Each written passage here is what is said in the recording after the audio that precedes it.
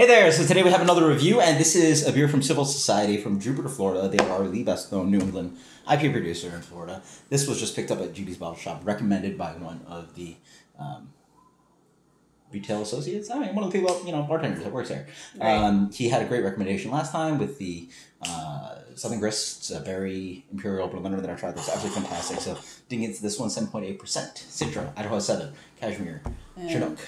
Yeah. Sorry, we had to do a reshoot. Miss Amelia was giving her opinions. Being very loud, but... Very loud. So. Anyway, beer comes in a medium gold color, slightly darker than your New England IPAs. And again, people say, oh, you reshot. We literally have had, 1 minute impression of this beer. It's not like we're vastly... Right. It's not like we're writing a whole essay and then, proofreading it for days and then, Right. This is very much improvised. This is what this channel is. No edits, very much improvised. So people can complain. If you don't like the videos, please, sorry, but anyway. I just hate people complaining about that. What's the point? Honestly, would you rather have the video be clean and to the point, or do you want to listen to Amelia screaming in the background? Yeah. Most people, when they watch a beer review, I don't think they want to listen to a baby screaming. So, initial nosing was for us quite tropical. I get a little bit minty now, but right. But very tropical. On the nose, it was awesome. We did get a few of the floaties in there. Slightly. Kind of looks like some pepper in mine. I think Darwin got a little bit more because he got the bottom of the can out there. Now I'm gonna get more. But we got some little floaties in there, little chunkies in there. Anyway, this is Light Burst. Did I say that? I was just breezing through it. Yeah. I don't know.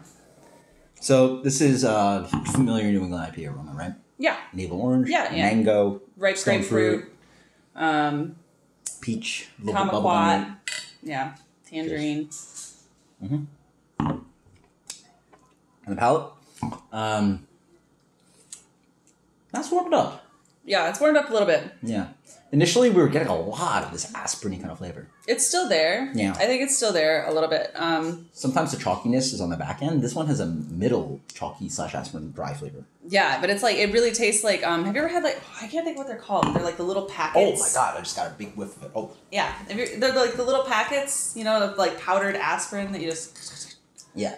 That's what it tastes like. So I think this is just what chalkiness tastes like when it's gone even further. This is super, super chalky.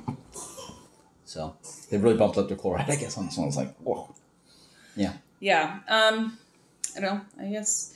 Yeah. The fruitiness is still does. I was gonna say it does still have some of those fruity flavors. It's weird because it's it's one of those beers that's really deceptive on the nose. Mm-hmm. Because you're gonna go into it expecting that there's gonna be a lot of juicy bursts and everything like that. But it's mostly this medicinal, or as I like to call it, scummy taste to it. And actually, now you think of it, if you could flavor a aspirin with these flavors, it sort of be like that. It's nice and tropical, navel orange, children's aspirin. Yeah, mangoes and all this nice stuff. But then it's it's very dry and chalky.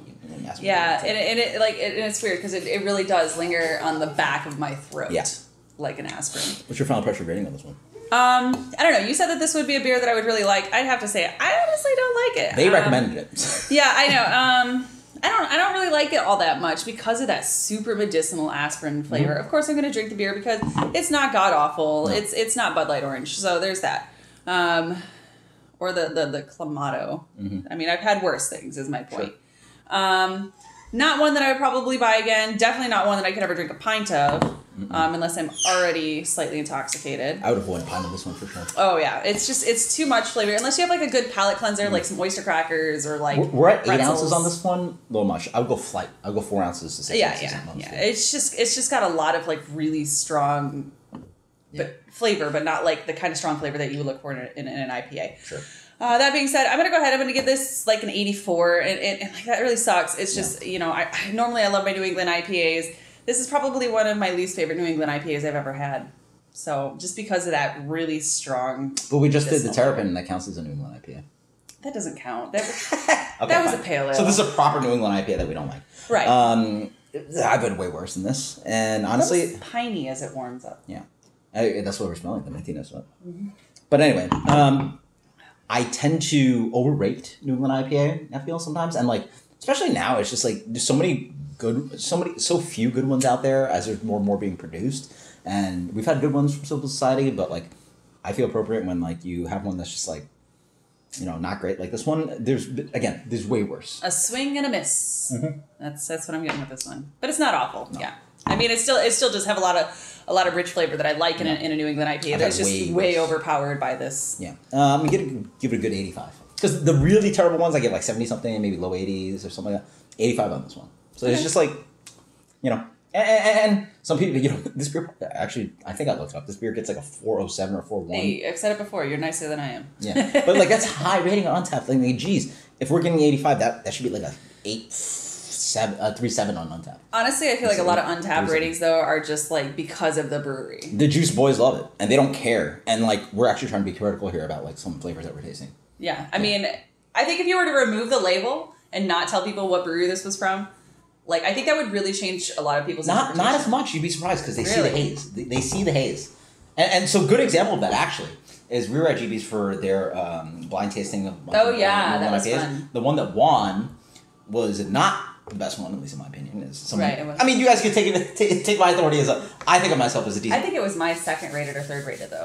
I think of myself as someone that's decently authority on New England IPA. Hey, I've been drinking this stuff, New England IPA for like I know, I'm sorry. 7 years now. Like, I've been drinking this stuff for a while. It's one of my favorite styles, and that beer was like I probably out of 6 blind tasted like maybe the third or fourth or somewhere around there. But it was the winner, and I was like, there's a 0 chance this beer's.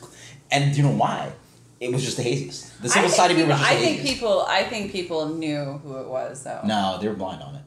It was a blind flight. So pretty much what happened, if you guys don't already know, it was a really fun thing that I hope more bars do, but pretty much they did a bracket. So they did like 16 breweries submitted a New England IPA. Each week they did like 4 in a blind flight.